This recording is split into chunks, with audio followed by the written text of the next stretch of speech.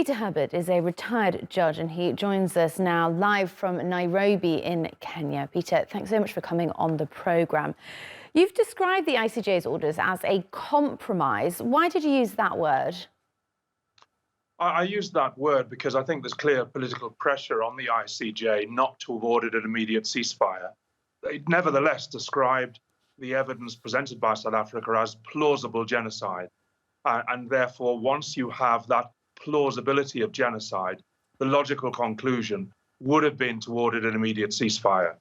Having said that, they have gone and taken several steps to ensure that the order is clear that Israel's armed forces should cease to commit genocidal acts, which it seems intent on continuing to do in Gaza, directed at the civilian population.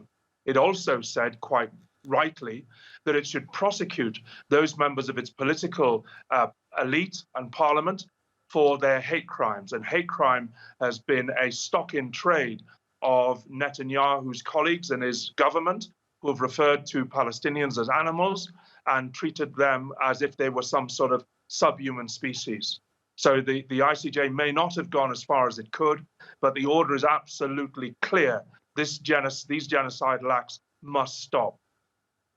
Do you agree that calling for a ceasefire would have left Israel defenseless in the face of a brutal assault that it endured and tied its hands, denying it the ability to fight even in accordance with international law? No, a ceasefire holds a status quo. They're clearly, militarily, they've occupied Gaza. They have the 8th largest army in the whole world. They are facing, yes, a terrorist threat, but it is of limited ability now to cause any harm on Israel proper. And therefore, there is also a whole question about the right of self-defense when you're an unlawful occupier in the first place. And they've clearly showed that the force they're using against civilians, men, women, and children, is completely disproportionate to what they faced on the 7th of October.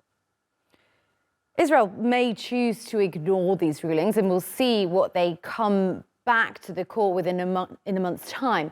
But I wonder, do you think countries like the United States and the United Kingdom can do the same? Well, I don't think they ought to. I think there's been some dreadful images of the proposed presidential candidate, Mike Pence, signing bombs to be delivered by Israeli forces on Gaza.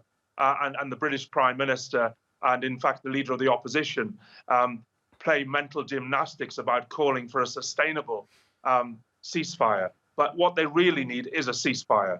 This is a huge loss of life, which is unparalleled in recent years. And what you have quite clearly is the children and grandchildren of the Holocaust committing a Holocaust themselves.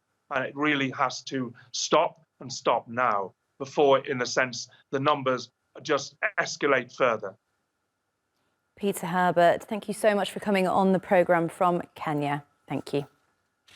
Thank you for having me.